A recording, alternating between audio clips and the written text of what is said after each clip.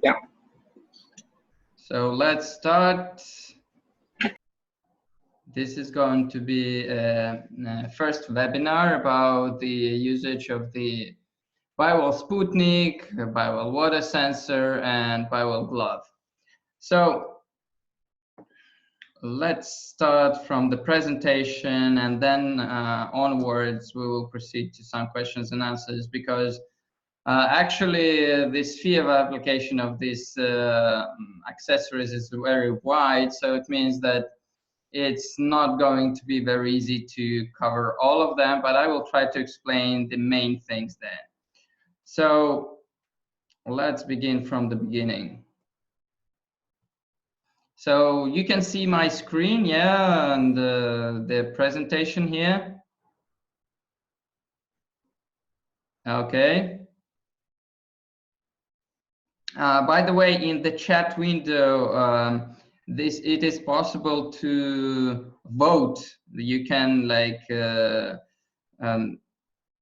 when you, if you click on the manage participants, there is an option to click yes or no. I will show you on my screen now. So for example, let me show you here. I will just share my desktop.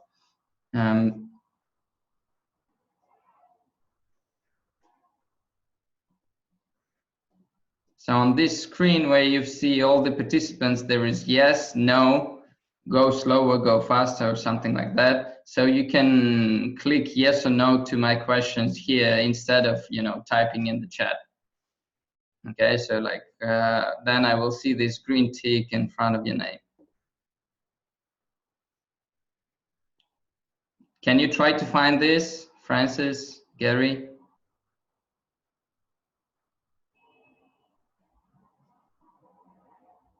In the participants list. Okay, if you're unable to do that, it's fine. Then we will have to just communicate through the chat window. Okay, it's fine. So let's return back to the presentation.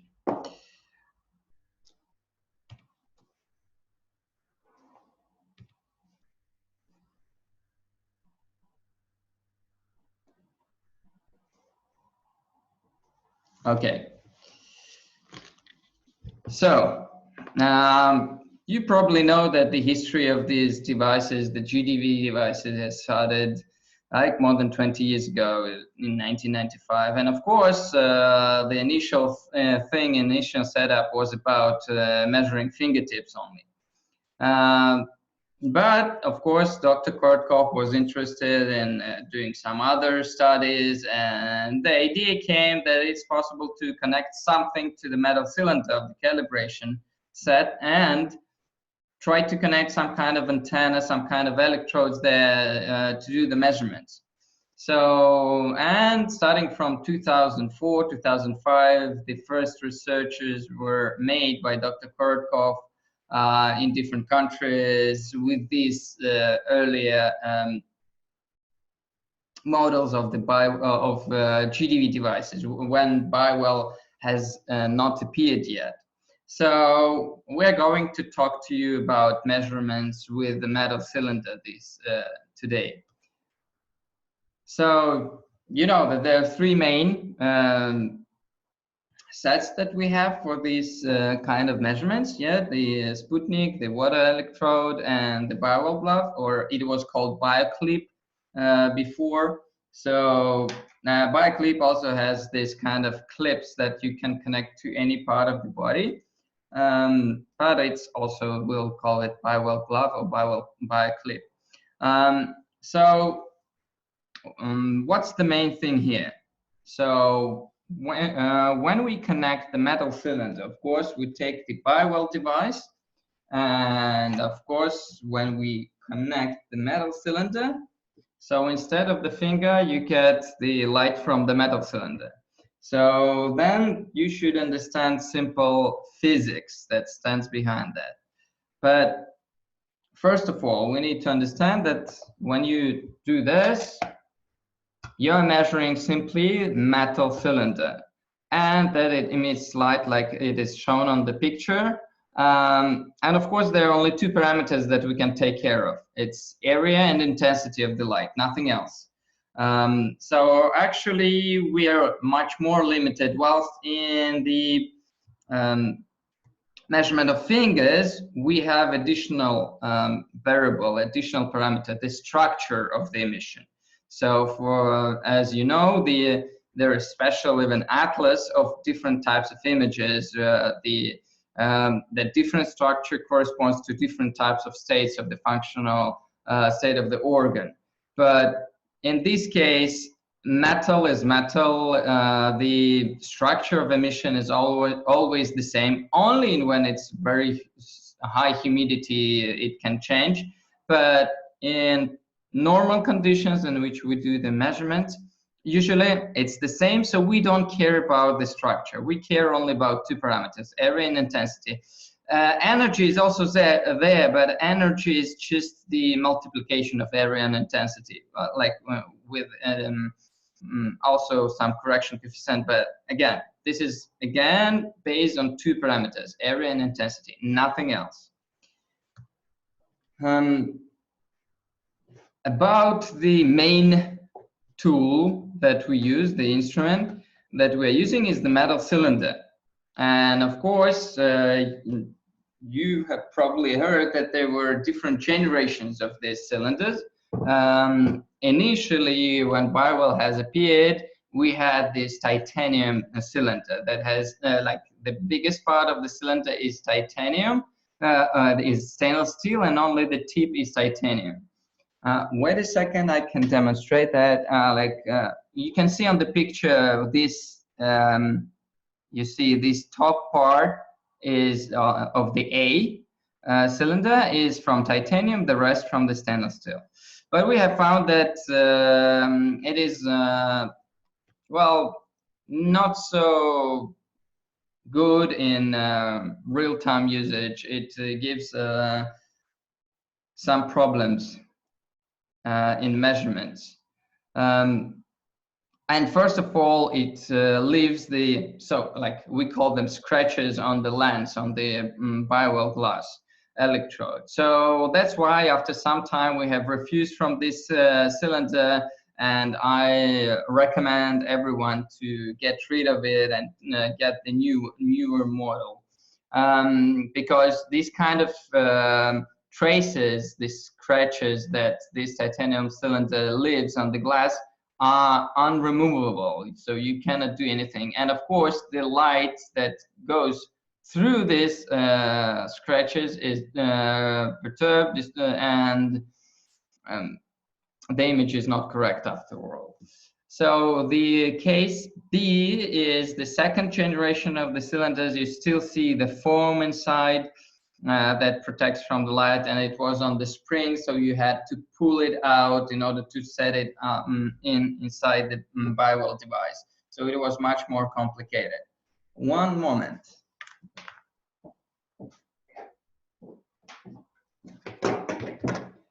So you see that this is the titanium tip, the cylinder, and of course you had to, do this stuff in order to get it inside, and sometimes even the foam went outside, so not convenient at all.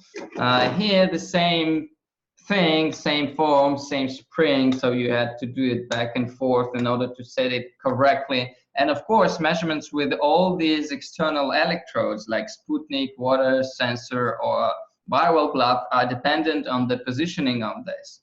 So it is much harder to position correctly this cylinder than the newest model. So we do recommend to even replace this one if you want to do proper measurements with the external electrode. So the best option is to have this kind of electrode, the C model.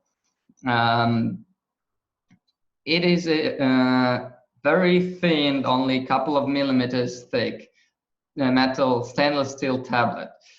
First of all, it doesn't have any holes. You don't have to pull it in and out, so it always positions correctly. And the surface of the cylinder that is here and the sponge that accumulates the ozone here. In this case, there is no sponge. Nothing accumulates ozone here, so it's much better. Also, the surface, these side walls of the cylinder are also affecting the gas discharge, and it adding an instability in the results.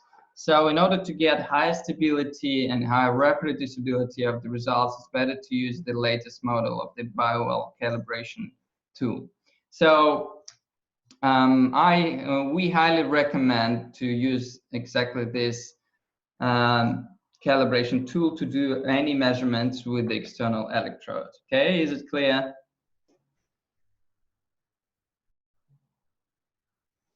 Is it clear, guys? Can you type yes or no in the chat window so I can see that you're on the same page with me?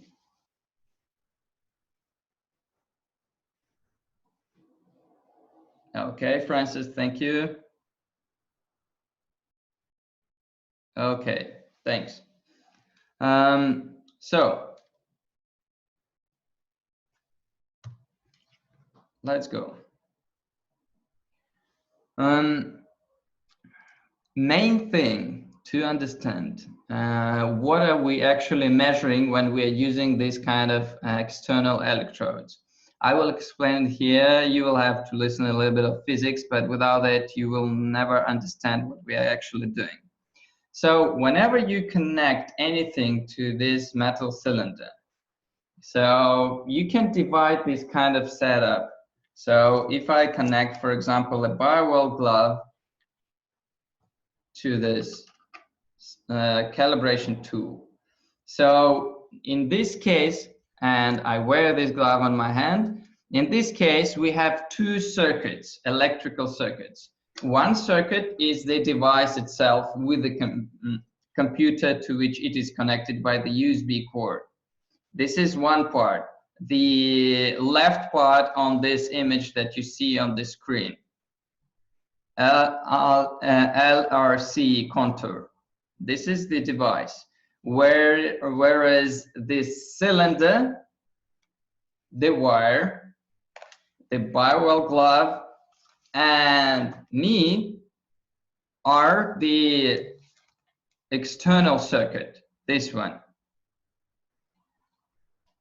So each of such circuits has three parameters: inductance, resistance, and capacitance. So whenever you do measurements with a metal cylinder and some external electrode, it means you are measuring these three parameters of the external circuit. And of course, it depends, the results that you get depend on these external circuit values of these three parameters. So just to demonstrate to you that if we change the, for example, the capacitance of the external circuit of something that is connected to the metal cylinder or to the calibration tool, higher is the capacitance, higher will be the area in pixels, as you see on the graph. But what is interesting is that until some threshold, the device and the setup is sensitive, and it like adding a few picofarads of this capacity increases the area significantly. Whilst if we go up to a very high capacitance, then you see that even like increasing it to like 100 picofarads doesn't actually change the area of the globe. So it means that we have to tune the setup in order to work in this area. Actually, that's what you see when you connect your Bio-Well device. I can demonstrate you right now in real time. So that if I connect the Bio-Well device,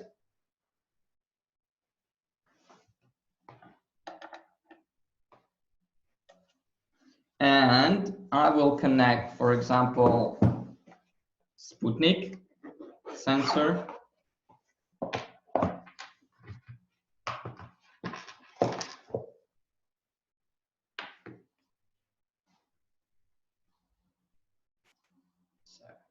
I connect only with one wire that is in the setup with the Sputnik.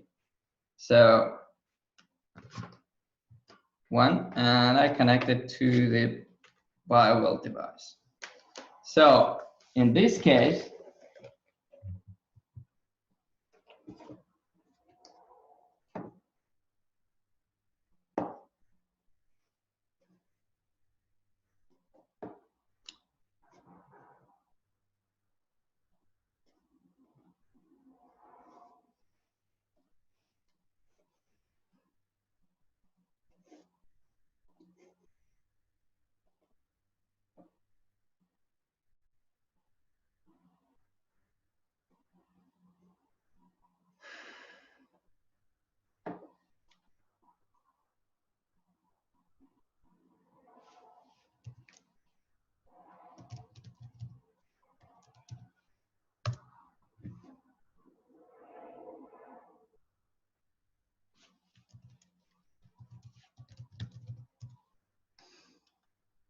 so if I will get one image from the cylinder, you can see that the area is 4,800. So if we go to the presentation that we have seen, so we are in this bottom area somewhere here.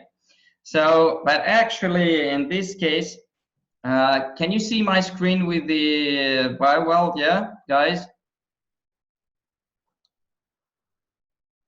Can you tell me, can you see the screen with the Bio-Well?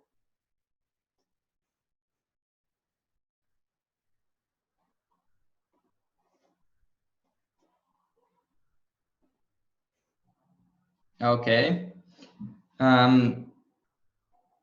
So you see that it's only close to 5,000 pixels only. So actually it's not so good to work at such low values. So, you know, and it depends also on the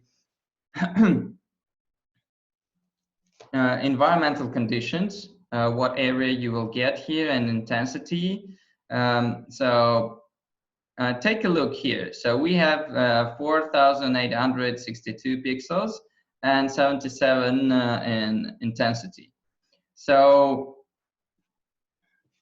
now I will do the following. I will add one more wire to the setup. So instead of connecting the Sputnik directly to the cylinder, I will disconnect it, connect to this additional wire from the calibration set. So now you see that we have two wires in between the Sputnik and the Bio-Well device. And I will connect this and here. So you see that now the wire is like almost 50% longer. So let's see what will happen with the parameters. So I click get one image and you see that area has increased. Now it's 6,200 and the average glow is now 90 instead of 77.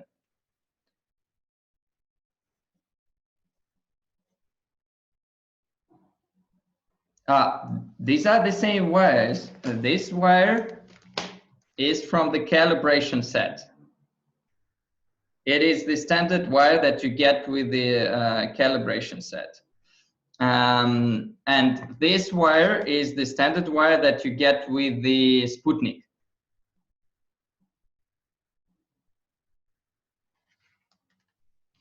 Okay, so I connect them together, extend the wire, and then I get increased area and increased intensity. So that's exactly what you see on this screen.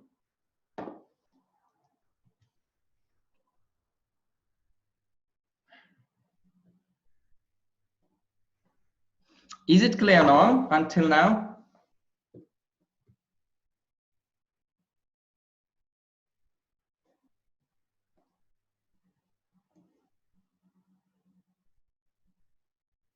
This is the electrical capacity. This that is measured in the in the picofarads. Well, like in other words, you can say that capacity um, is the like number of electrons in something in some object, something like that. That's easier. So the setup is like this. So I've got the Sputnik and I've connected it with its standard wire. Then this wire I have connected with this calibration wire, like this.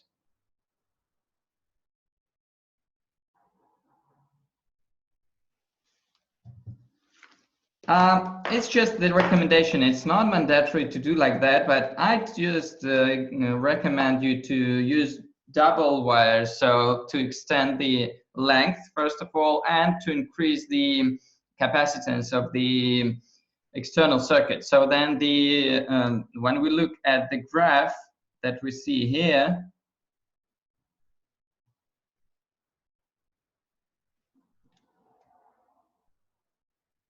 we are working somewhere here in this range. So it's also very sensitive range, but it's more stable than the bottom where the gas discharge is not so stable. Okay, so the same again about the average intensity. Yeah, so with the increase of the capacity of the electrical capacity, the average intensity grows. That's exactly what I've just shown you in this example with the wires. I've just added one more wire. I've added the volume of the metal that is connected to the cylinder, and it increased, of course, the capacity, electrical capacity, and it increased the average intensity and the area. Well, we can talk about resistance, for example. The more you have there after connected to this metal calibrator tool, higher is the resistivity, the resistance in kilo ohms. So you see that higher is the resistance, lower is the intensity. So just to show you, same about area. So if we're increasing the resistance in kilo ohms of the external circuit, then we are decreasing the area. So just to make it more simple, I will just make a resume. So if you increase the capacitance, leads to increase of area and intensity. Increase of resistance leads to decrease of area and intensity. So any additional object that you connect to the calibration cylinder, or the modern calibrator tool, will lead to increase of capacitance and decrease of resistance. So it means if you connect additional conductive object, it will lead to increase of area and intensity. Is it clear, or no? I need to explain once again.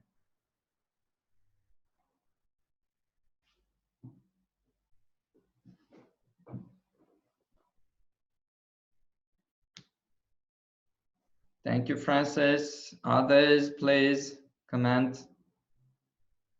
Okay.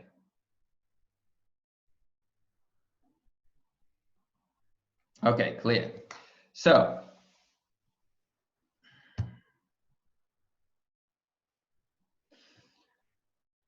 let's continue.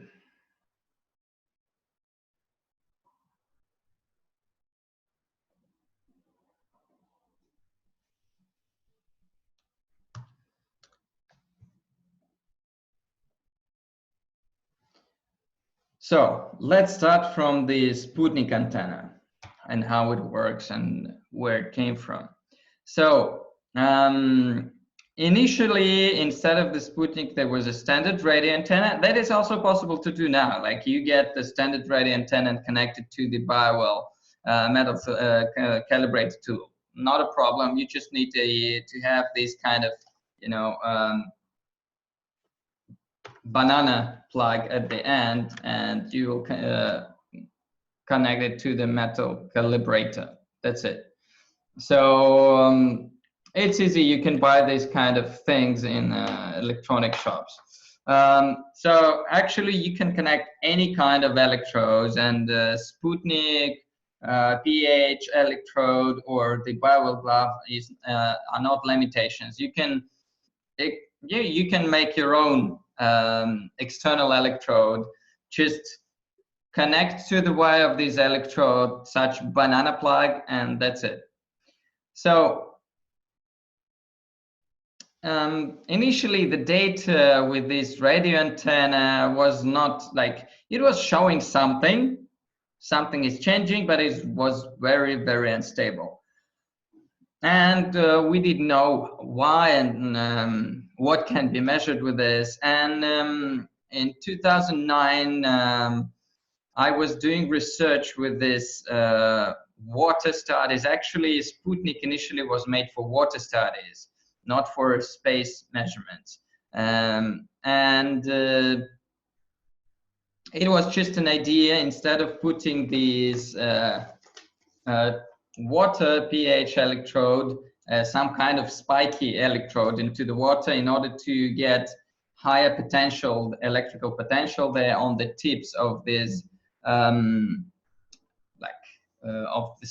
on the Sputnik. See, so the more accurate is the tip, higher is the electrical potential on it.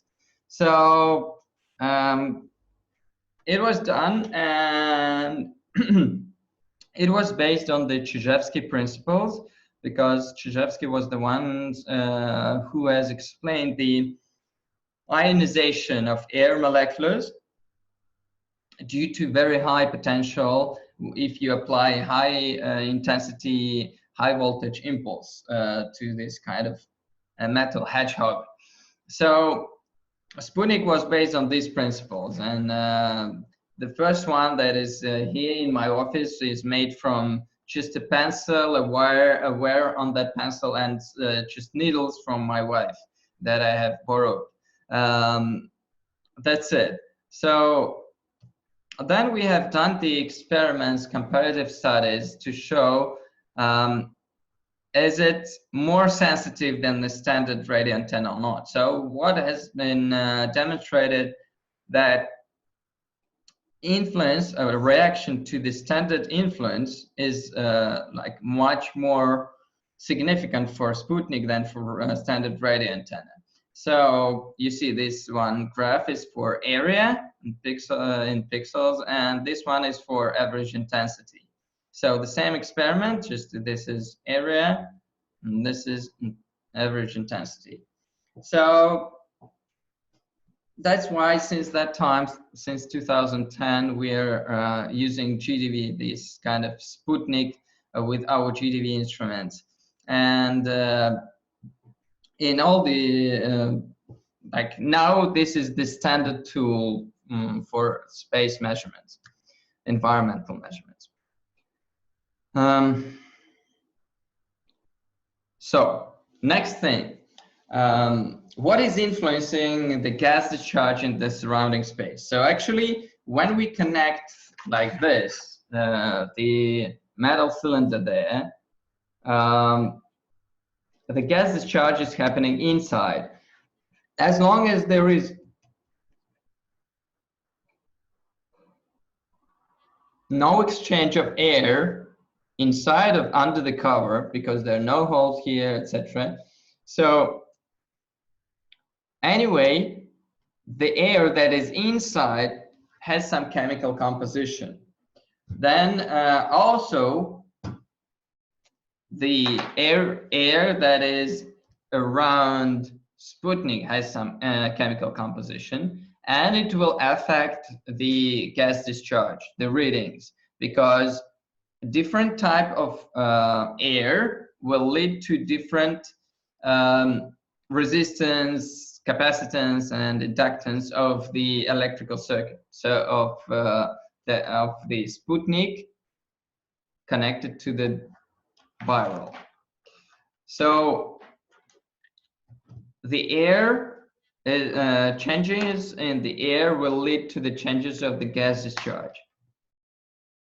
Anyway, not only by affecting the gas discharge around the cylinder, but also affecting through the electrical field around this Sputnik, because Sputnik has some capacitance to the ground, to the Earth.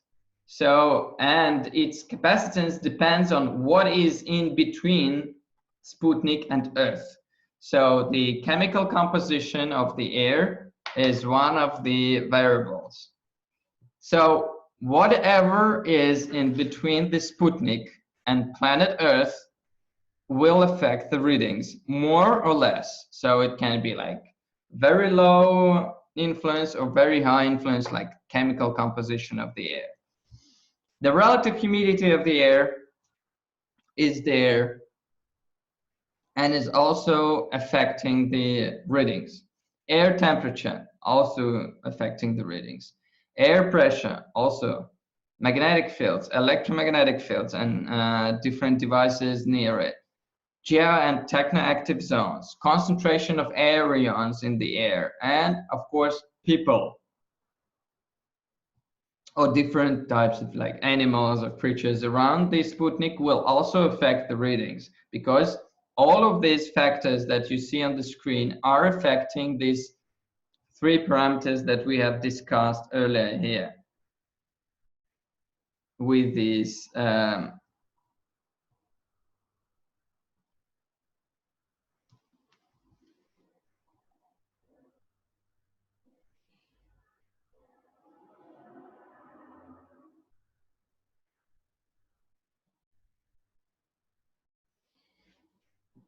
on this slide. So anything that changes inductance, resistance, or capacitance, inductivity, resistivity, capacity will change the readings. So that's why the list is very big here that you see. And of course, the main trick about doing correct measurements with Sputnik or water sensor is about taking care of these parameters. Is this clear, this list, or you have some questions about this list? Please ask them now.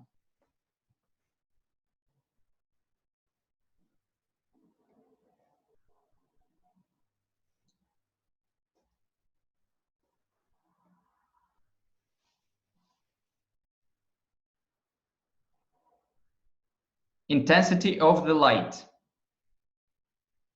Intensity of the light. So when you look at this picture,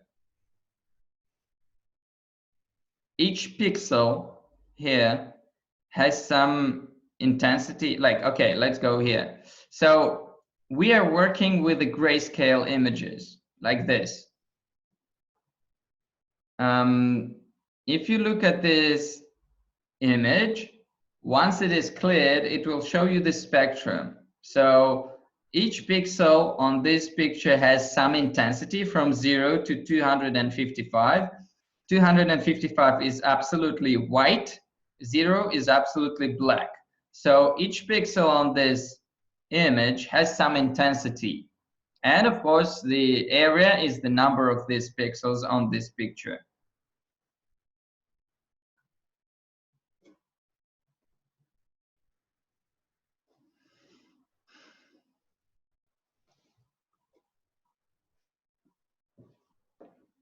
Okay, clear.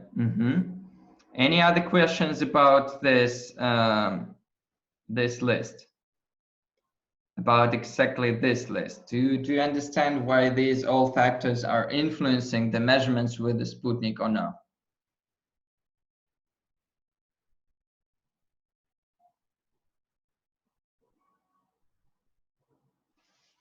Okay, it means there are no questions. Yep. Okay, fine. So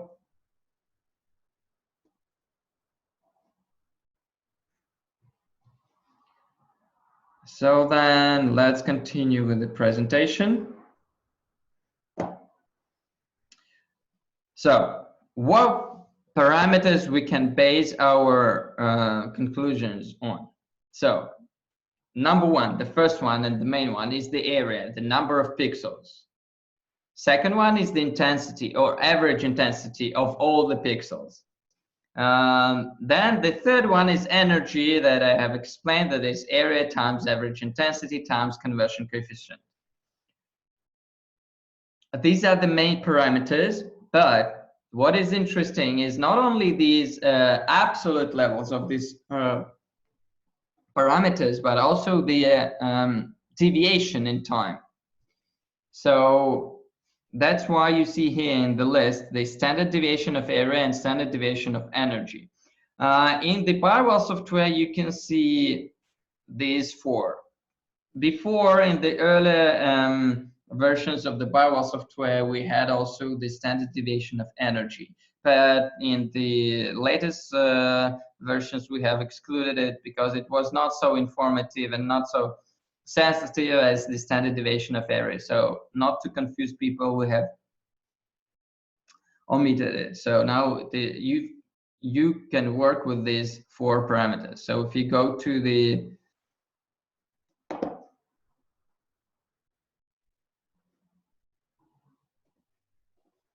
Bio-Well software, in the environment mode, you will see these four parameters.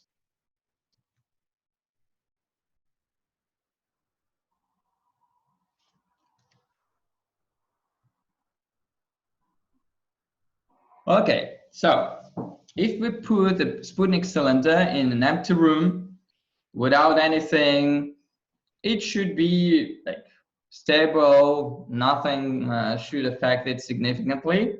You see that this measurement was done within half an hour. So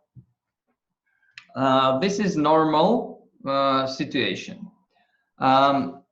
But of course, if something is going on the street, etc., the measurements can alter. So just for you to understand about the relative humidity influence, you see that on these graphs, you see on the top graph, this is the area. In the middle of the screen, this is average intensity, and the bottom graph is the relative humidity. So you see that from like it is 200 scans each 5 seconds that were made, and it's almost 1 hour. Within this time, the relative humidity has changed from 70 to 35% of the relative humidity. So it's pretty big humidity change. But you see that the intensity and the area didn't change so much. So it means that in the normal conditions, when you work in the regular conditions in the room or even on the street, when the weather is stable, it means that the humidity and the will not affect significantly on the measurements, on the results that you will get. Same thing about the air temperature. You see that here the temperature has changed from 16 to Celsius to 10 Celsius, so 6 degrees. You see that intensity almost didn't react on that. Area has dropped. But actually the drop in area is also not so big. So it means that in normal conditions, when you're doing measurements in room, usually temperature of the air do not change for 5 or 6 degrees. Usually it stays within 1 degree, and actually the normal change is 0.01 or even less. So it means that again, if you do the measurements inside the room, that it's not so dependent on the temperature of the air in normal conditions. Another thing is the influence of the sound itself, simple sound, not when you are singing yourself, but when your recorded voice is being reproduced by some kind of player with the speakers. So you see that, for example, here on this graph, you see that the orange part in the middle is the part when the sound was on. So it was simply radio station playing. And you see that for the graph didn't move anywhere, neither area, neither intensity. So, and you see in the bottom, the standard deviation of area also didn't change, and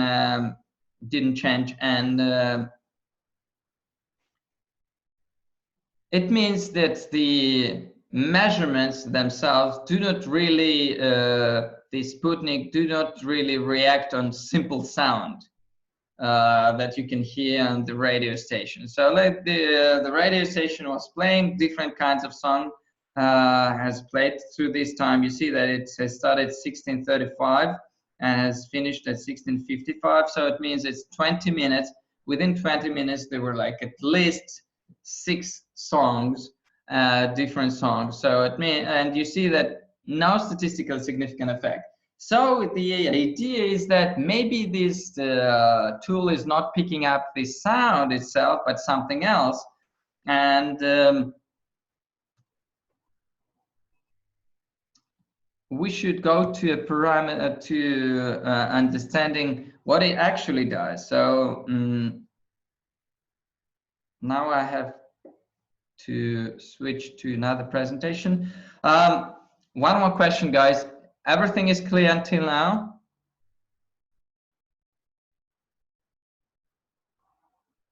Everything is fine and clear? Yeah, just click yes, okay, fine. Or any questions? Questions are always welcome. What is good and what is bad? That's a philosophical question. I will explain it later on with the interpretation of the graph. Yes. I will go to that.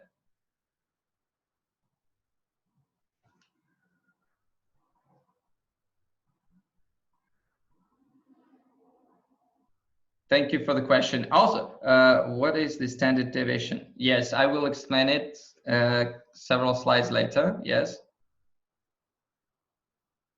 You see that I cannot even recognize who is there in the room because we have 1 Francis and 1, 2, 3, 4 admins. Yeah, Gary, it's not only you admin, there are like several admins here. So I see admin, but I don't know like the name, like, so I cannot address personally.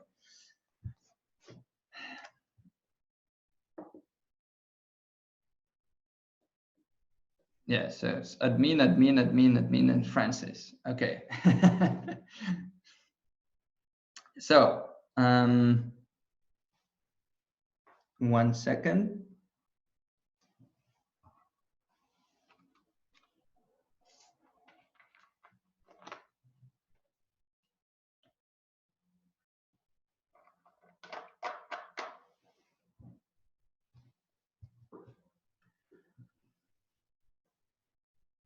Okay, so let's continue.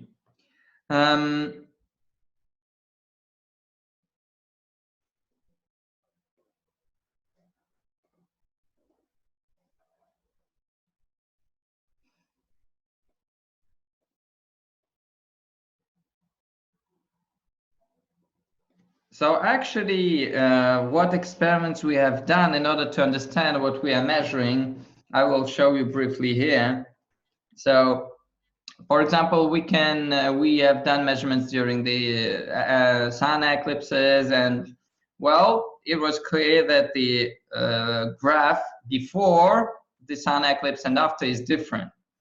So there were several setups in the same city and outside the city at the same time measuring, and all of them has showed the same dynamics. So Another thing that has like this sunset monitoring, when you see here on the graph, this is the time of the sunset here at 1930 to 1930.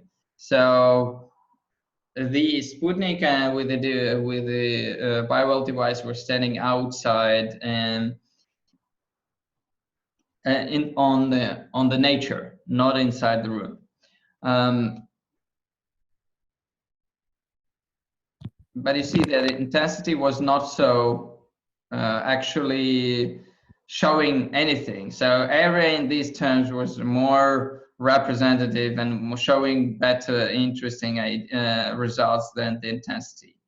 So, and of course, we have measured the luminosity during the same sunset in order to understand if it was the luminosity that has done that. And you see that luminosity has been dropping down after the sunset whilst the graph was plain. So it's not the luminosity that was actually changing it. So what do we have switched to? We have started doing measurements of different groups of people during different events in order to understand what is actually being measured. So this is very good example. So here, this experiment was made during the performance in the Philharmonic Hall. You see these green lines, the time when the one song is one green line. The white line is the time in between the songs. The next song, pause, next song, etc. This is the first two is the beginning of the concert. So, and just to know something like what is the baseline, what we should compare with. Here you see the blue line at the end of the concert. And if you look at the timeline, you see that we have started measurements at like 8:30, and we finished them like almost 10:30. So it's 2 hours measurement. What is the deviation? So if you look at these graphs very carefully, you will see that the deviation, this distance between the lowest and the highest values are different for different types of periods of different types of songs. If you look at the previous graph, you see here's the biggest deviation, here's also a big deviation, then further on the deviation goes down. Before the concert starts here in the beginning, almost no like influence. So if we go to the statistical part and we compare the songs, the deviation of area parameter that you have in Bio-Well software, we have this standard deviation of area there parameter. You see here it's like 140 for some songs, and at the end of the first act of this performance, it went down almost more than twice, closer to 50. You see here it's the end of the first act, and here's the beginning of the second act. Again, the deviation has increased and then dropped down again. The blue one that you column at the right is the one that is the background, when there is nobody in the hall. So like when people are left the room completely. So the deviation is low when there is almost nobody in the room. But what is interesting, you see here, several songs have the same deviation like during like there is nobody in the room. What does it mean? It means that people were so switched off or tired already, no emotions, nothing that they have experienced, or they were just already asleep or tired of listening to the songs, that the deviation was equal, like there is no one in the room. Whilst in the beginning of the concert, of the first act and the beginning of the second act, the deviation was pretty high. So people were more intrigued, more interested in what they hear. So this is another example. So you see that this one is the ceremony by Masaru Emoto on the Baikal Lake, like water blessing ceremony. And you can see that the area is jumping and changing depending on what is going on. And the deviation, again, the difference between this bottom and upper parts, this kind of thing, sometimes is low, is like very small, like 200 pixels, whilst in some cases it goes up to almost 1000 pixels. So you see that depending on what is going on, the graph moves in different directions. There is no explanation about what is good and what is bad in this regard. We're just registering that depending on what is going on, we have different types of graph modality. Okay, so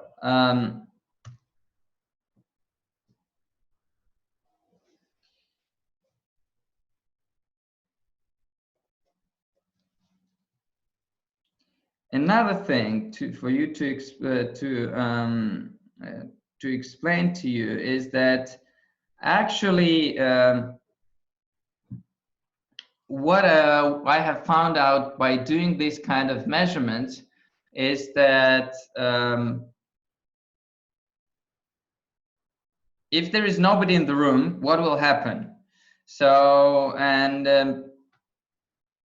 I have started doing measurements instead of doing with people in the room, doing different type of meditations, different types of musical performances, etc. I was doing measurements when there's nobody in the room. So then I came up with an idea of this activity level of space or activity level of environment. So like energy of space, like in Feng Shui, there's understanding of this Qi energy in the room. So in every room, and there's some specific energy. So this is what I was thinking also about, is that every space, living space, or any hall, any room should have some specific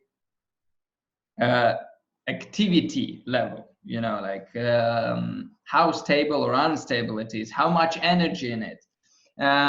So I have started doing measurements, and I have thought that higher is the variability of the signal, more unstable is the signal. It means more unstable are the physical, chemical characteristics of the air, of the space itself. So it means the activity is higher. So when this variability is lower, the activity level of space is lower, or activity level of environment. So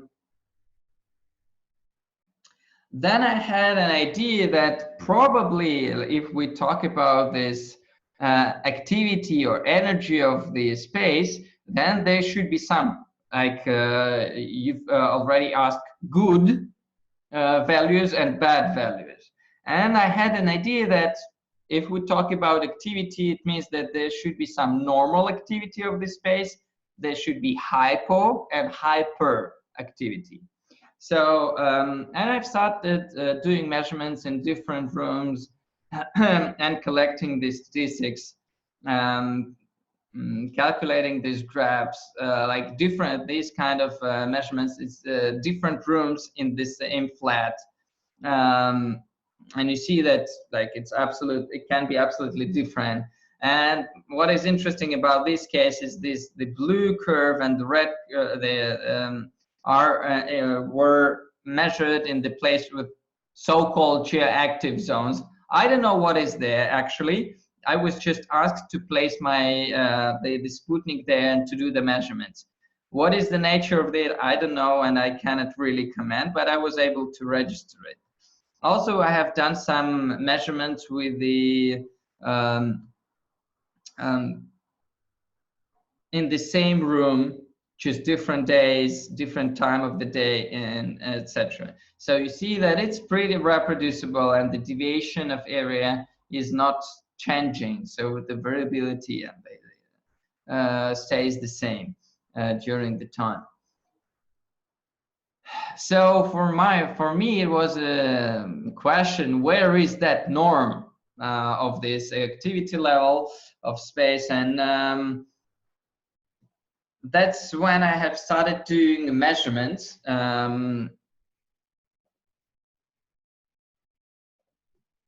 With the Sputnik and with the people, the same that you can do, and you can do such research, and you do the same correlation. So the sense is that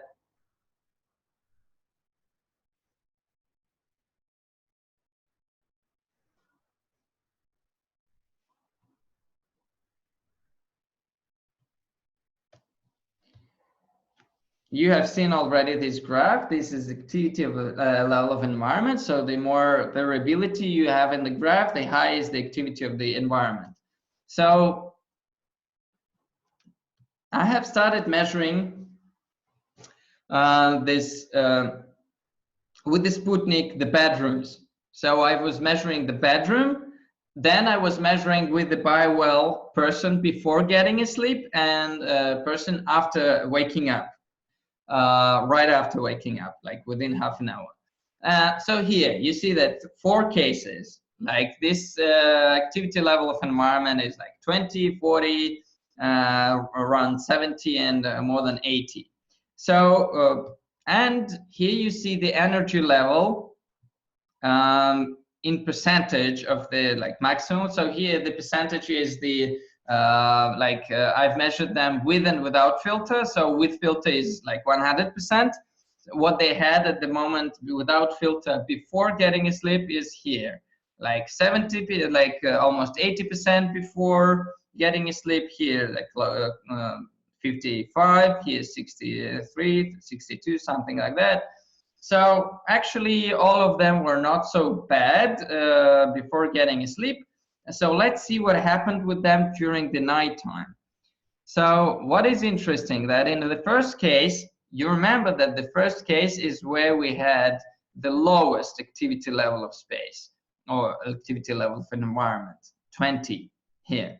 So in this first case, person had the highest energy from all before, and here's what he had in the morning.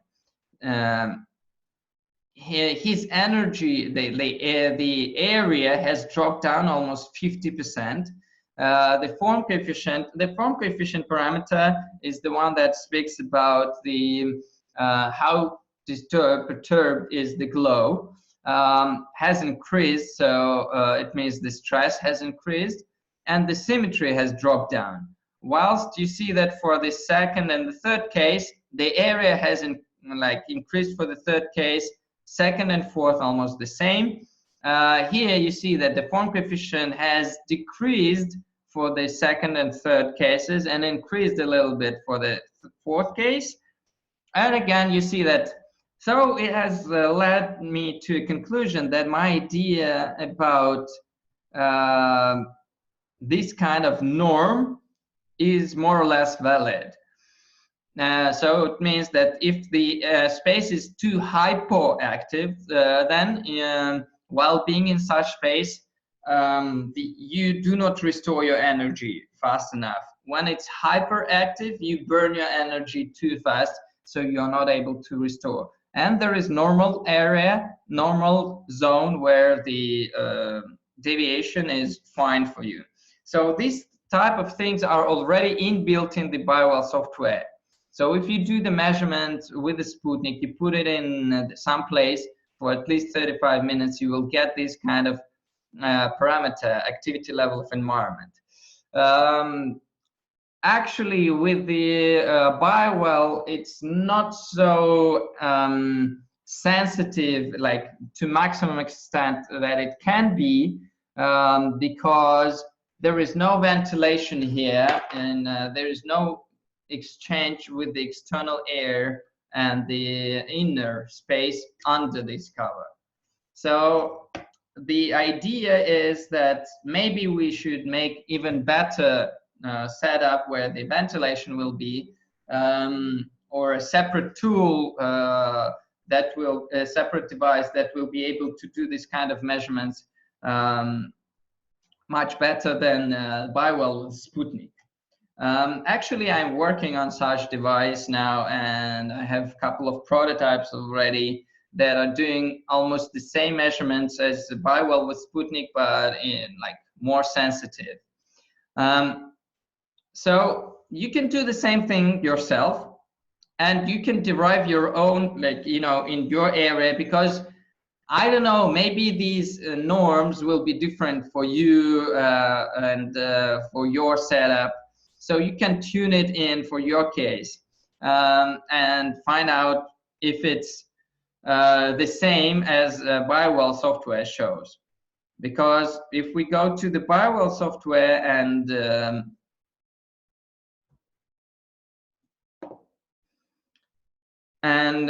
like I will show you right now.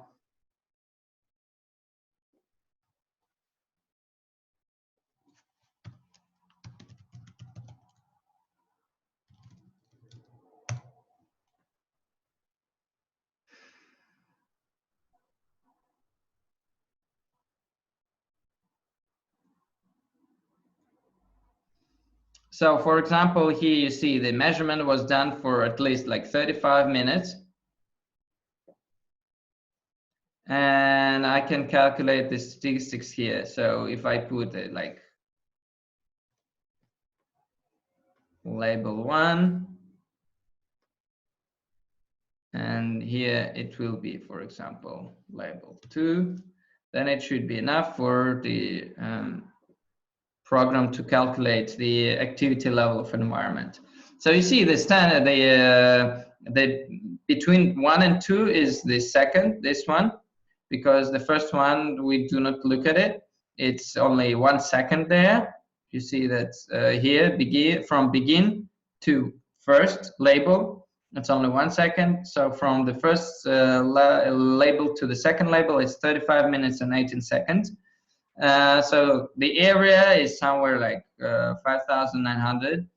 So intensity, the energy, and the deviation of area. So you see here the deviation, and you see here the calculation. So it's like somewhere close, like 36. It's close to the normal activity, but closer to low activity actually.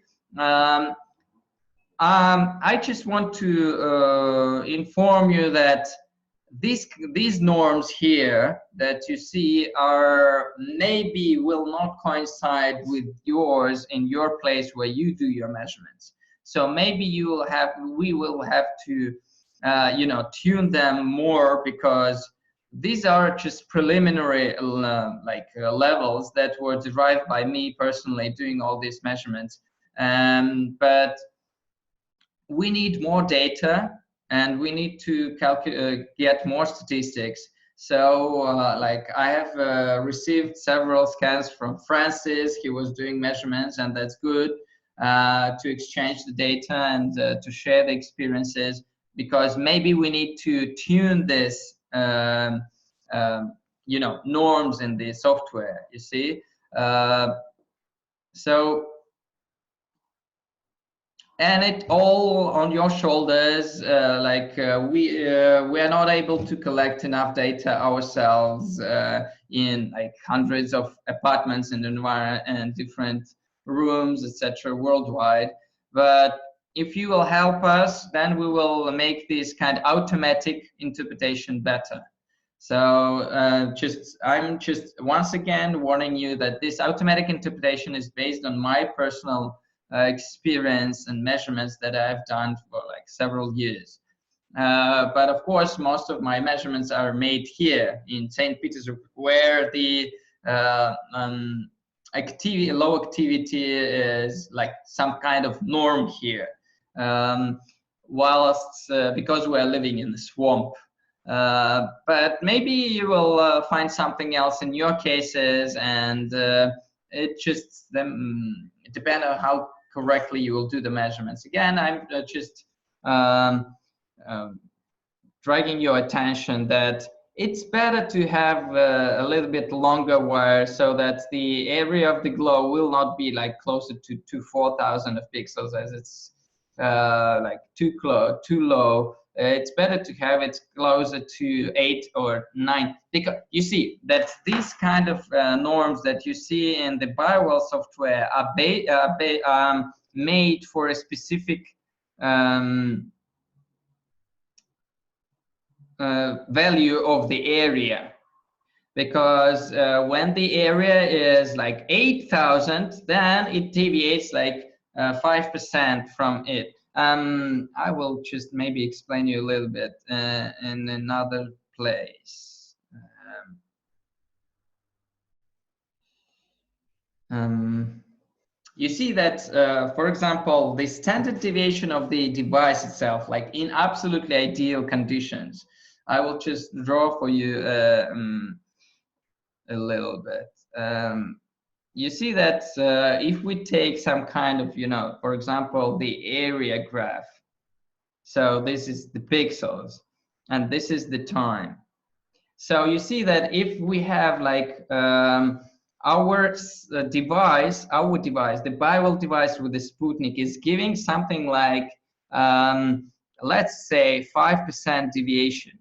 This is the standard thing of the device itself in a normal absolutely conditions in ideal room. So 5%, and if it's like 4,000 pixels, deviate somewhere here. And if it's 8,000 pixels and it deviates somewhere here, you know that 5%, like if we calculate the 5% from 8,000, so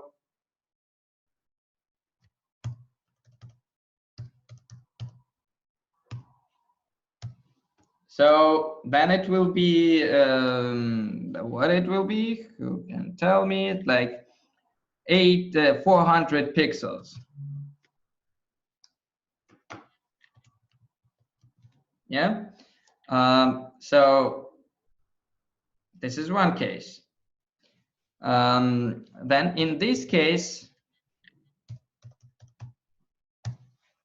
it's only 200 pixels. Of course, in both cases, the deviation here, the program is based on this thing, on this pixels, on the number of pixels and the deviation. So maybe we will have to tune it, and maybe we'll have to a little bit adjust the formula. But what I can see that usually people who are doing measurements at this area where the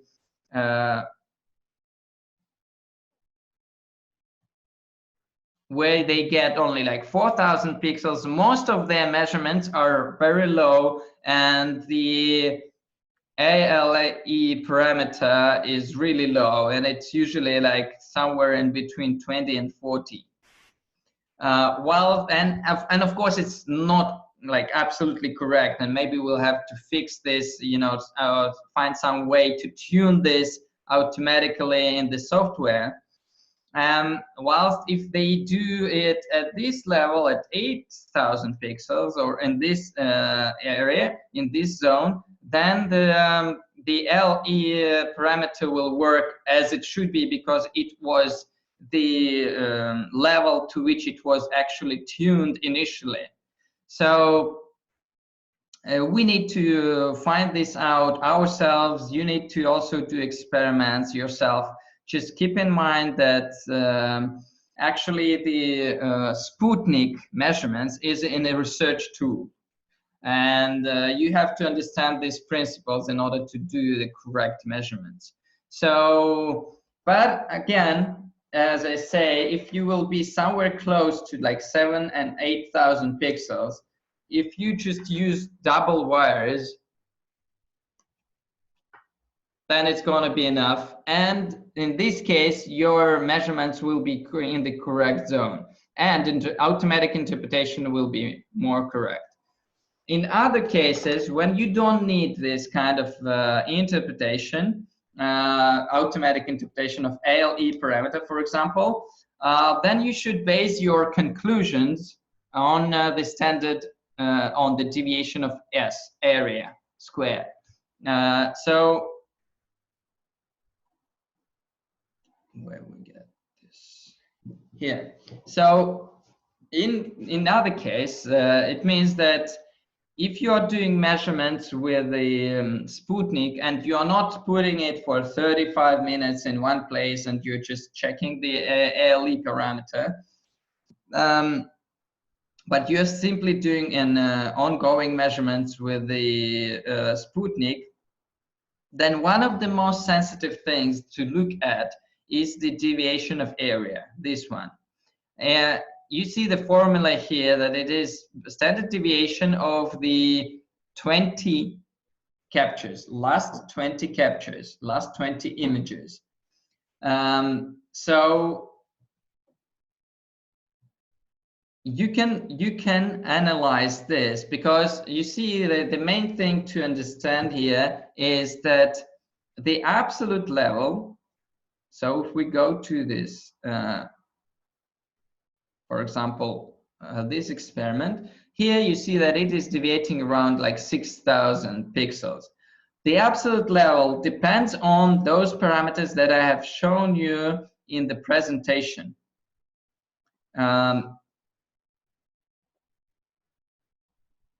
Here it is. So it means that if chemical composition of the air will change, then the absolute level of this graph will change.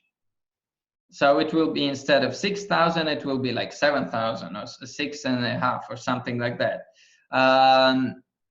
What does it mean? It means nothing. It's just, it means that something in environmental conditions has changed. It has no interpretation in terms of good or bad. There is only one case when you do the measurements and you control all these parameters, for example, and you don't control only the people, then you know that, for example, all these parameters are stable and not changing during the time of the experiment, then even the absolute level change will make sense. So then you will say that, oh, you see that the absolute level was around 6,000 and has shifted to like 7,000. So then if you know that other parameters were stable, then you can say, okay, this shift in 1,000 of pixels, that is like from 6,000, you can calculate that it is like more like 15% shift. It is due to the people that were in the room doing meditation, for example. But if you are not controlling these parameters, all these parameters, chemical composition, humidity, temperature, pressure, magnetic fields, electromagnetic, etc. If these all the things and parameters are not under the control, then you cannot do interpretation of the absolute level. So you do the interpretation only of the deviation. So again, good or bad is very hard to add here. The only place where you can add good or bad is in terms of deviation. It is simply, as I have shown you in the presentation, that higher is the deviation, you go to hyperactivity. Lower is the deviation, you go to hypoactivity, passive. So it means, for example, for some of the experiments that you can do, that if the deviation goes down, it means the space becomes more stable, more calm, and more passive. So for example, if people were dancing in the room initially, the deviation should be higher. If the same people will sit down, relax, and start meditation, the deviation should go down and should describe the calm space, more passive space. So that's the main approach that you can apply. But when area itself goes up or it goes down, I cannot say if it's good or bad. there is no interpretation of this. I can say, yeah, if area goes down, it means the capacitance of this surrounding area, air around Sputnik has increased. But what does it mean? I don't know. It means, is it good or bad? No interpretation. So you can say only that you are able to register some shift. That's another thing. But what does it mean? You don't know. So for example, if you use some kind of tools that are like meant to be affecting the space or harmonize the space, and you just measure the space before putting this in the room and after, and you see the shift in area and or intensity, energy, etc., or deviation of area, then it's okay. You can do the interpretation and you can say that, okay, we were able to detect the influence of this tool on the space, energy of space. By what kind of effect it is, you cannot say actually. Because in most cases, the final stage is you want to know how this will affect the person. And in terms of how this affects the person, the only parameter that can be used is the deviation of area or the activity level of environment. Only these two parameters can be used. Whew. Okay, so I'm tired of talking. I need a small pause, so I am eager to hear your questions.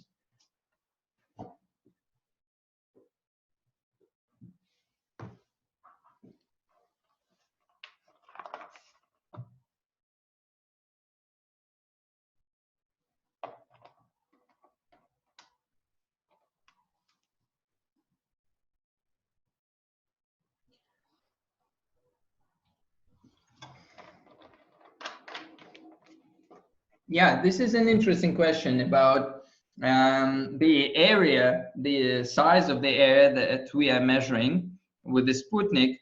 Actually,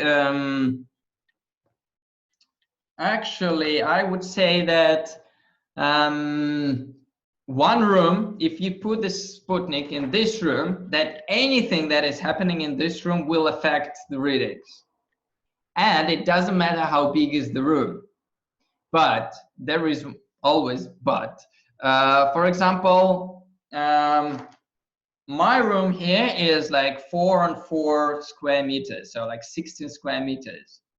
If I'm sitting close to Sputnik, like half a meter, 1 meter distance, me alone, I can change the measurements. Let's do the live demonstration. It's much better, I think. Yes? What do you think, guys? Yeah. Okay. So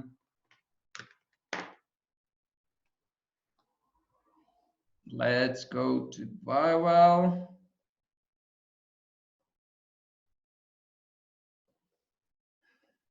And let's start. 1 second.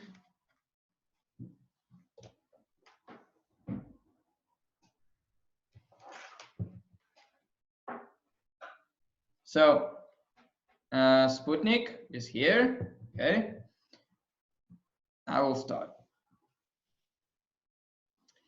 So anyway, we have to wait for 3 minutes, so it will warm up, and then I will show you the one effect. Or I can do it right now. So we just need to some time to see the average here. So you see that now we are looking at the area parameter. If you want, we can switch to intensity too, but it's not so important in this case. Actually, so you see now we are having like it's deviating from 7,200 to 7,500, somewhere there. It's pretty good for doing the measurements, and the LE parameter will be fine and normally calculated in this case. So just one tip. I don't know if you have read the manual. carefully, but you know that it is possible to adjust the scale here. So for example, I can make it like this in real time, so in order to increase or decrease the scale. So not so convenient, of course, but just for demonstration purposes. Okay, so here we've got it's from 6 to 8,000. Okay, I will make it from 6 to 9,000, for example. Okay, so look at this. So Sputnik, I will change. Everyone can see the Sputnik here. It's standing right at the computer. So you see that the graph goes the same way. So now for some moment in time, I will try to influence on the Sputnik just materially. Not like this is not subtle influence. This is just electrical influence. My hands are conductive.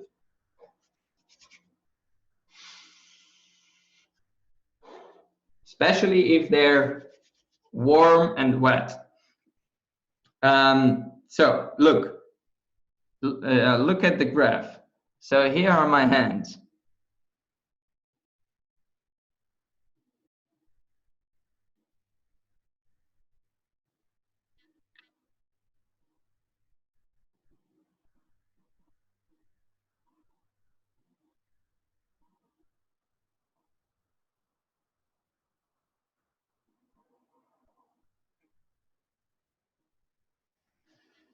Okay, so I will move it back.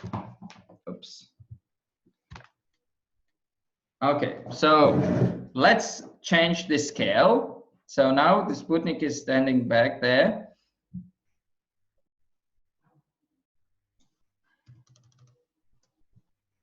To see, so you see that before my hands, it was somewhere here, 7,200, and then it moved to 7,600 when my hands were close. So that's just simple physical influence of me being close to it. Yeah, it's just pretty close. So now you see it has returned back to the initial, so 7,200. You see it, same range as it was before when my hands are not near. So actually the distance here is like one person can affect the Sputnik in the close distance. But when it's a big room, like for example, a big Philharmonic hall, in order to see any changes in the Sputnik readings, you need like tens and hundreds of people. In case of small room, like 4 on 4 meters, 5 people can affect the readings. Yes. But again, it is picking up, like from the point of view, from my perspective, like the energy of this space is how the air flows in this space. And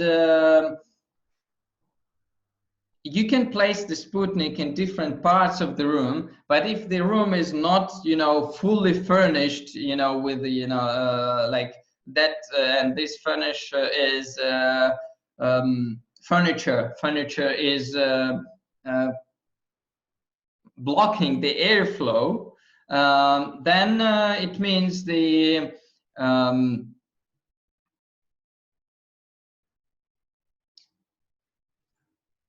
readings of the Sputnik will be the same in every corner of the room. So it means the values will stay the same for the whole room. But if we talk about the bigger rooms, then of course it can be just not so reproducible in different corners of the room, and the readings can be a little bit different. So I would say that the standard distance of the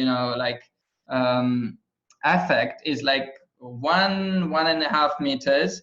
But if we talk like this, my Sputnik is standing here and somebody enters the room now, like 3 meters away from me. Sputnik will notice that. So it's not so easy to define the range of its work. So still a question, but I would say that it is trying to pick up everything that is going on in this closed environment, in this room. So just simply those objects that are closer to it are influencing more. Those objects that are further away from it are influencing less. That's it. Okay. Other questions, please. Yes, we will go to water sensor now. Don't worry. No, I just want to finish with the Sputnik, and just if everything was clear, absolutely, then we can go further with the water sensor.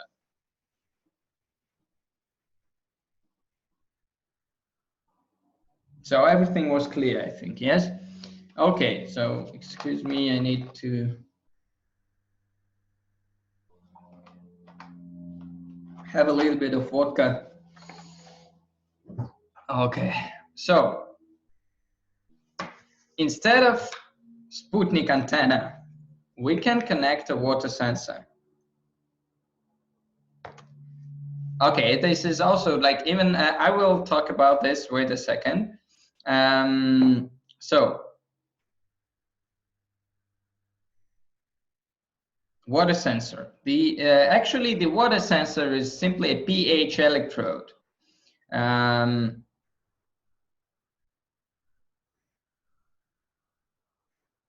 So this is a standard pH electrode.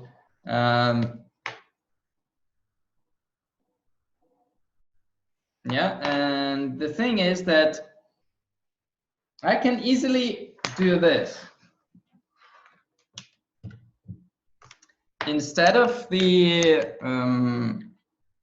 wire of the Sputnik, I can disconnect it and I can connect the water sensor. So now, if we return back to the readings here, of course, you see the very high deviations because I was touching the cable. You see these high deviations. I was keeping it in the hand and then I was switching it to the water electrode. So now water electrode has become a space antenna. Yeah, so now it's measuring space because it's the tip is in the air.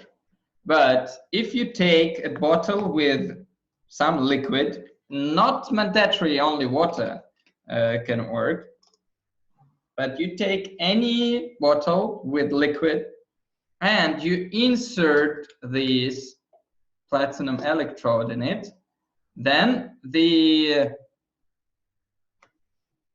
signal now is dependent on what is going on inside of this liquid. Okay, so even that you are just holding your hands around this bottle, if the bottle is made of glass, so you know that glass is isolator, so then you can just call this an intention experiment. So like you are influencing on water by just the energy of your mind and through the hands, you know, sending some energy there, etc. But the thing is that the sense of and interpretation of it is absolutely the same as with Sputnik. So all the things that I've explained to you about Sputnik are connected to the water sensor. The only thing here is that when you look at this graph,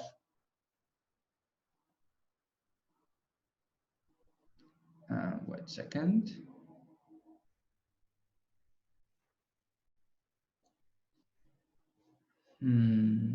Let's close this. When you look at this list here that we were discussing, what is actually affecting? Okay, here it is not surrounding space, but surrounding water, surrounding liquid. So chemical composition, not of the air, but chemical composition of the water. The temperature of this water. So the concentration of like physical parameters of the water, the conductivity, resistivity, pH of the water, etc. All these parameters will affect the readings. So the graph that you will see here depends on the state of this water. And of course, if you do any kind of influence, if it's non-chemical, so you're not changing the chemical composition of the liquid, then you can do the interpretation. Or if you change the chemical composition, then you do not need to look at the actual absolute level of area or intensity. You should look only at the deviation. So because absolute level will correlate with the chemical composition, but if you do some kind of non-chemical influence, and you will see that the deviation is changing, so it means you are affecting the liquid. So, but the interpretation with the water sensor is absolutely the same. So you can do the measurements of the water initially, then you can do something with it, you know, abracadabra, whatever you like, and do the readings again, or you do it in real time online, like we are doing now. Each 1 second there's a scan, and we can, you know, do something with this water. For example, we just put some kind of water energizer on it or something like that, and see if there's going to be any change. That's it. So you just look also on not only area, but also the deviation of area. And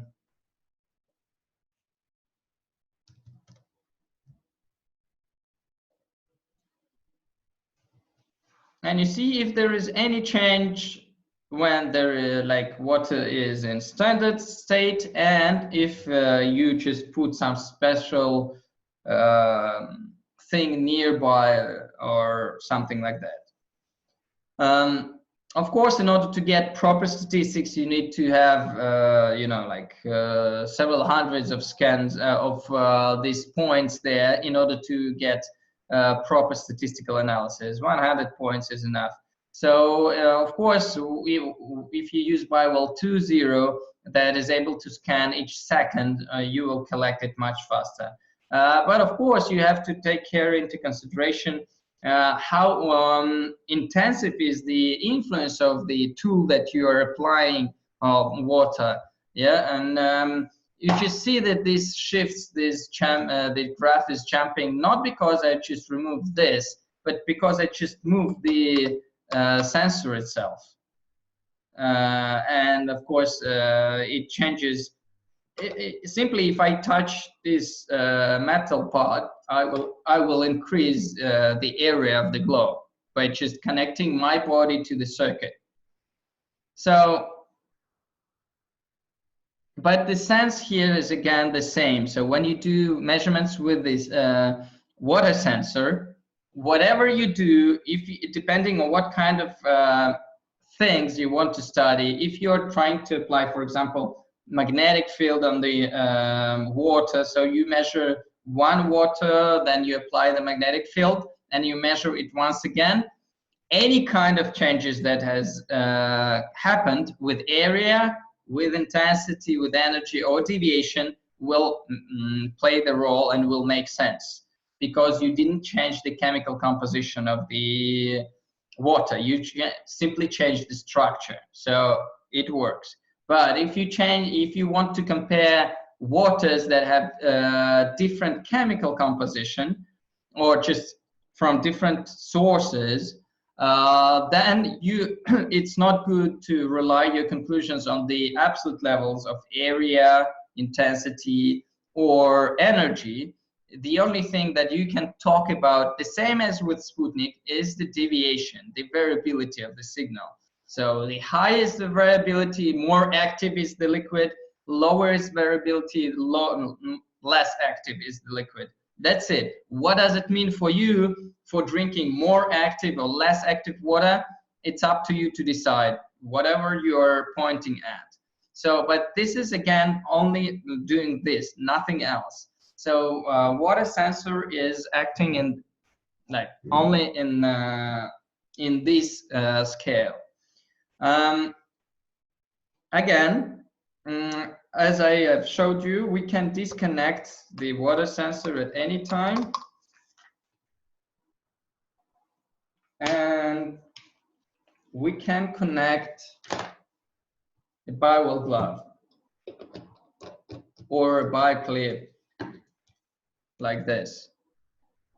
So I will use the Bio-Well glove now. So I will connect to this wire.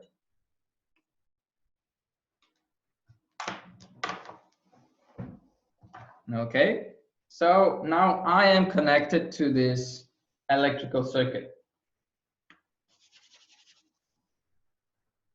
Of course, if your hand is absolutely dry, it will not be so effective to do such readings.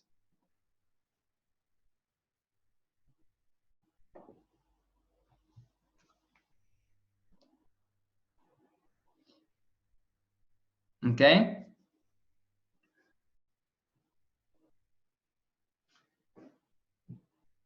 So, because the skin is by default when it dry, especially dry skin, and if there's a factory worker with very thick and dry skin, then it's absolutely like it becomes an isolator, and it almost do not conduct electricity. So in such cases, almost no sense in using Bio-Well glove. And of course, it's better to use it when you got the connectivity. So either you use some kind of gel, conductive gel for such kind of measurements, or for such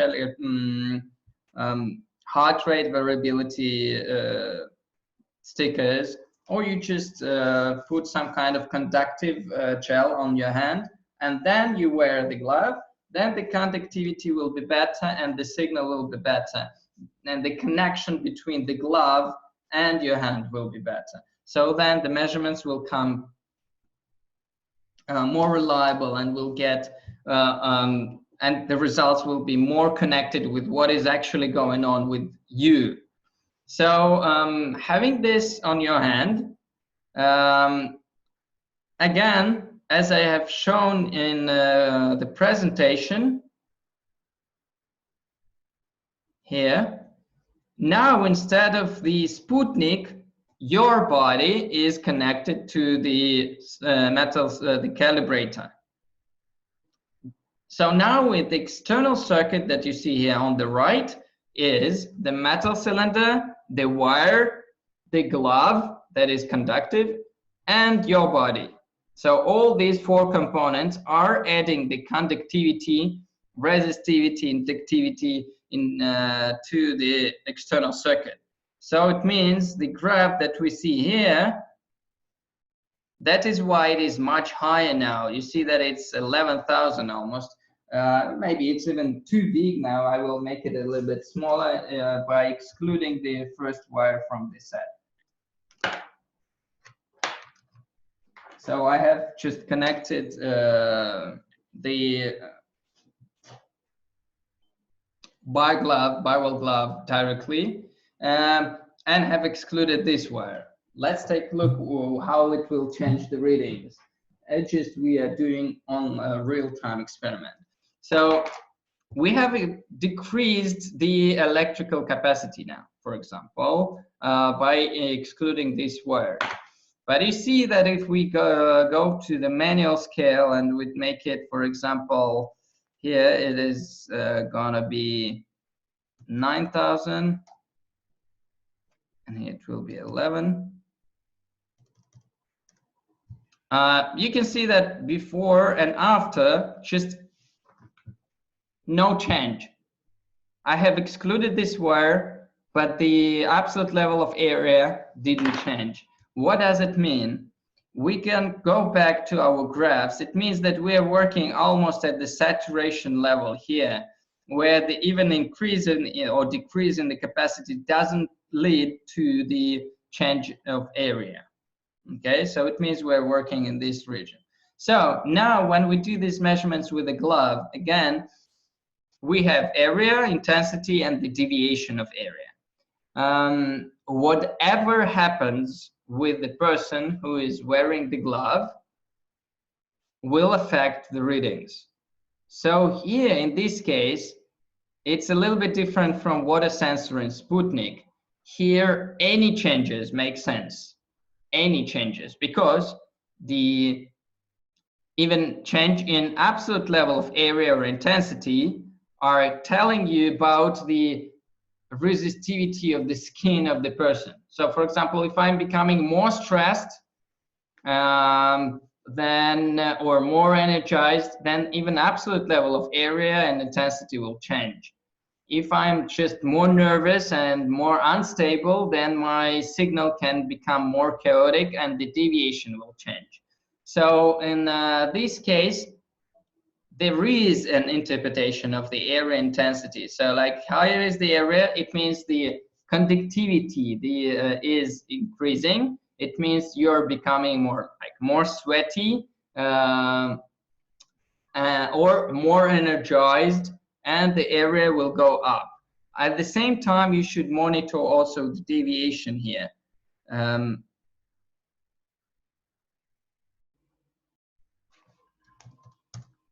I will adjust it manually.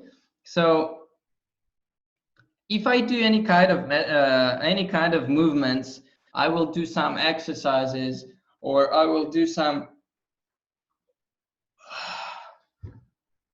yoga or anything else. So all these kind of things should affect the results more or less. So I can move this graph to some extent by doing some exercises.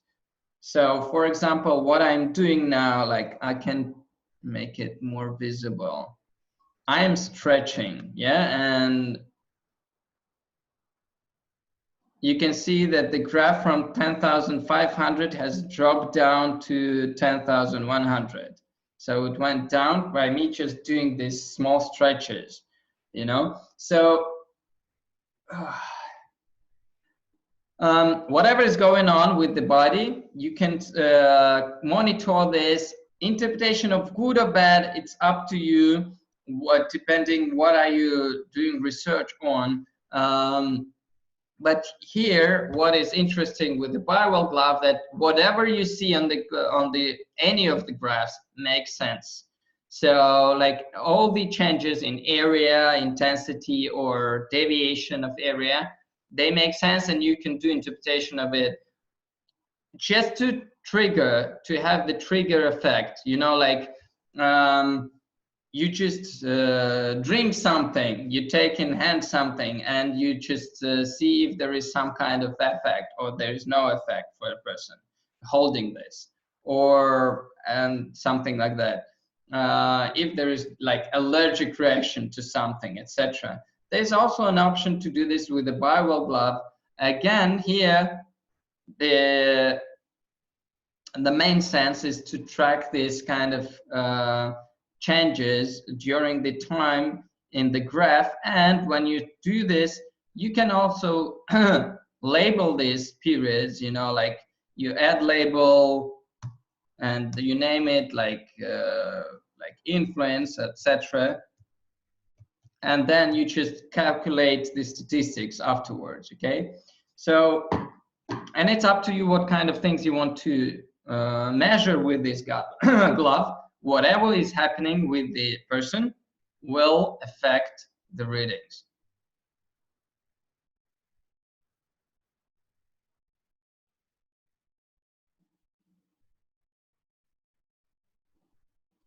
When holding the water, you see that if you're putting the water into the with water sensor, you put it in a like in the glass, and you do the measurements, the glass is non-conductive. Yeah, so glass is isolator. So then the water inside of it is not so interacting with the external environment. Ceramic is also isolator, whilst metal is conductive. So it means if you like put the water in the metal container and touch it, then water is connected to container electrically, and you're connected to the container electrically. So then it becomes a one circuit. So that's the main principle. Is it isolator or it's a conductive object? Okay, time is also almost up. So with this clip used meditation, but now why we? You mean the difference in the modes in the well, actually, if we go to the Bio-Well software,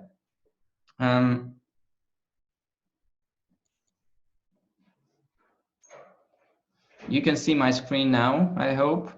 So if we go to the Bio-Well software, we had two regimes, environment and meditation. Actually, in fact, there is no big difference between these two regimes. Actually, the only difference between them is the parameters that they give on the screen. So like in meditation mode, there is no feature of adding labels, you know, like and naming them. Here are only buttons. So meditation, stop meditation, meditation, stop meditation, but it's not mandatory that you should capture only meditation states here. Any kind of influence can be captured here. It means you can rename the button and call this influence, stop influence, influence, stop influence. Another thing is that, so this is one difference between the modes. There you can name the labels and put them here. You just, they will be called always the same. Another thing here is that it also calculates such parameters entropy. Whilst actually entropy is very, very close to the, like by its sense and what it talks about the deviation of area. So in fact, there's no big difference between these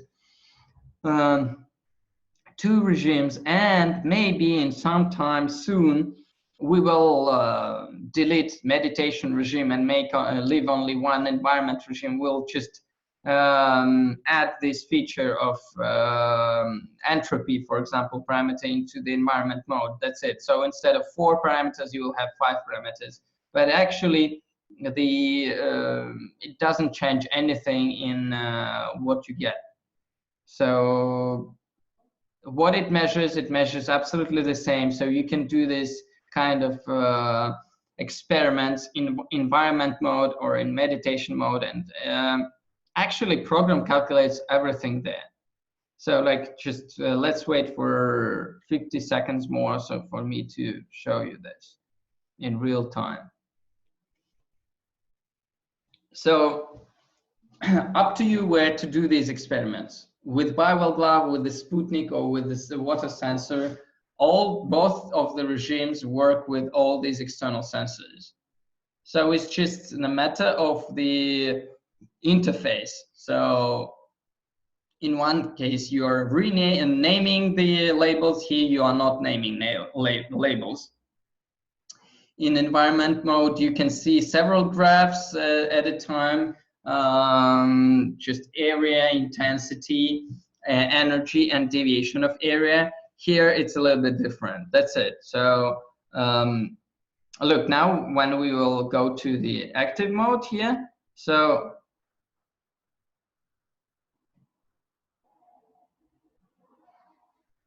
after several scans, it will be able to calculate the entropy, and it will give you the, it will change the graph. Yeah. So actually, no big difference between these two regimes. No big difference. And it's up to you which one of them to use in order to do the measurements. Whilst I would say that environment mode is more flexible, so you can, it has more features now. And most probably the meditation mode will be excluded sooner or later. Okay, did I answer your question?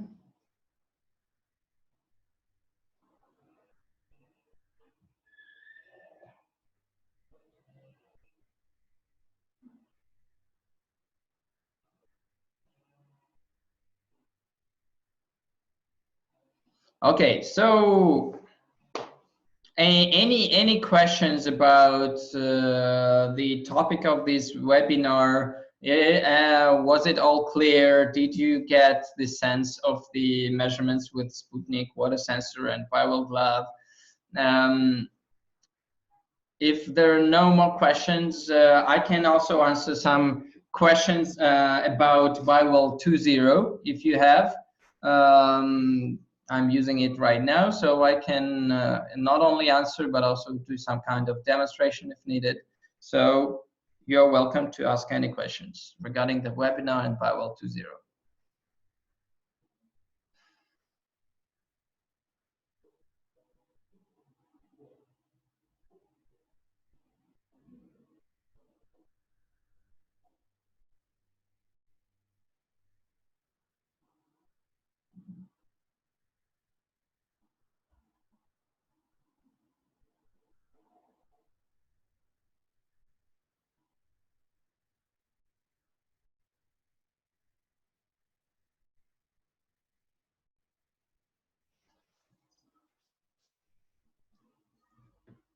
If you don't have any questions, please write it down so I will know that you're okay and I don't need to wait, okay? What you mean by the lead time?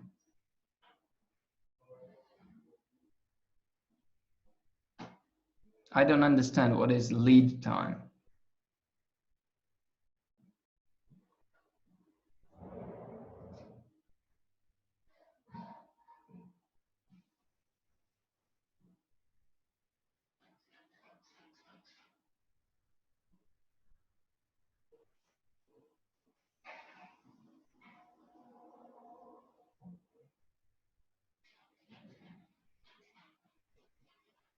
Francis, can you clarify your question about lead time, please?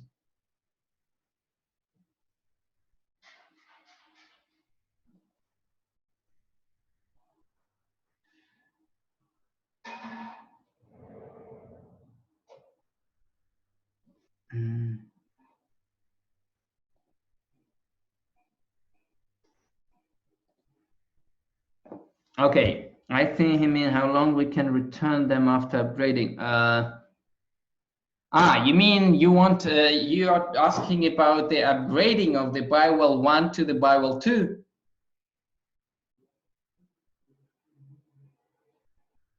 The time of the delivery is the same, so we have them in stock. The Bio-Well 2s. You mean the ready Bio-Well 2? But there's another thing is that about the upgrade process. So like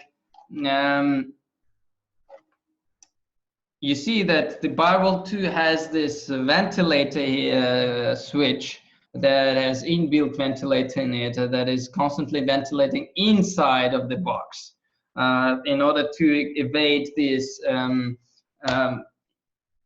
humidity on the bottom part of the glass. Sometimes that happens in humid and hot environments, and especially when you do the measurements with the Sputnik for several hours in a row. So but when you do the upgrade, so actually it's about the delivery times. It's not about us doing the actual upgrade, because actual upgrade process takes about a couple of hours or 1 hour. So just to disassemble the unit, to replace everything, and to assemble it back, and tune it, and then check its functionality. So it takes like up to 2 hours. That's it, and then next day it can be sent back. But the thing is, it depends on the area where you live and from where you're sending the devices. So like we think that it's like gonna be something like 1 or 2 weeks maximum.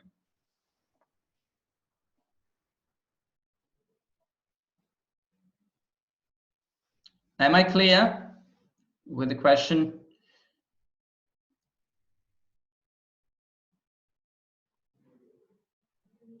Okay.